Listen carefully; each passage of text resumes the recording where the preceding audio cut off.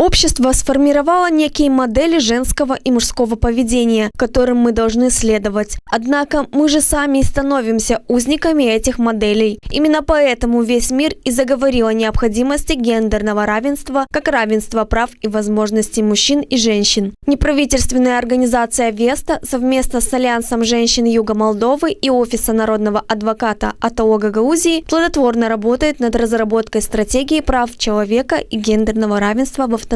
На заседании фокус-группы обсуждались вопросы соблюдения гендерного равенства и проблемах представителей различных гендерных групп. Мы не говорим только о женщинах. Мы говорим, допустим, если о женщинах, то женщины сами бывают разные. Почему? Потому что есть женщины трудоспособного возраста, а есть женщины, которые, допустим, трудоспособного возраста, но имеют на иждивении детей, либо на иждивении стариков, родителей с ограниченными возможностями и не может действительно заниматься деятельностью, которая направлена была бы на получение зарплаты.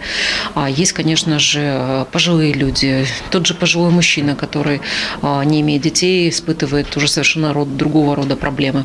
Поэтому необходимо, скажем так, разработать тот комплекс мер, которые позволят защитить каждого в отдельности человека, жителя нашей Гагаузии. Как отмечает Сергей Пашков, председатель неправительственной организации «Сталкер», в основном мужчины наиболее предпочтительные в работе и получают выше зарплаты, а женщины сталкиваются с различными проблемами трудоустройства. Но есть и положительные примеры, где женщины преобладают и принимают активное участие в общественной жизни. Меняется, потому что мы видим, что у нас среди предпринимателей, особенно в сфере общепита или магазинов, торговли розничной, у нас женщины преобладают.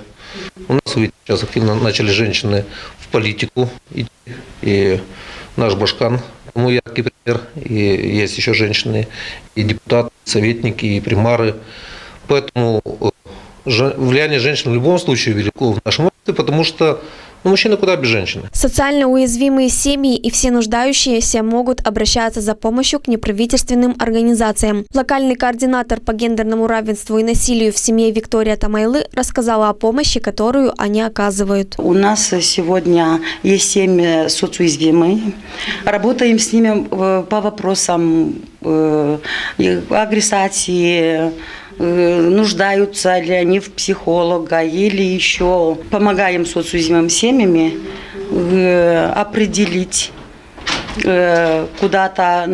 определить в центре размещения по насилию в семье. На расширенном заседании в Камрате обсуждали новый проект «Региональные стратегии гендерного равенства АТО Гагаузия на 2018-2022 годы», который поддерживает фонд Сороса в Молдове. Такая же фокус-группа будет проводиться в Чедерлунге и Вулканештах. В группу вошли специалисты по правам человека, гендерному равенству, а также разные группы социально уязвимых людей. Это и не работающие женщины, это и люди с ограниченными возможностями, это и мужчины. Такой подход с точки зрения гендерного равенства. Работают в этом проекте два эксперта. Это Валентина Будруглунгу, президент гендер-центра в Кишиневе, и госпожа Миронова Светлана Андреевна, она руководитель представительства Офиса народного адвоката в Камрате. Основной целью было собрать максимальное количество представителей различных общественно-инициативных групп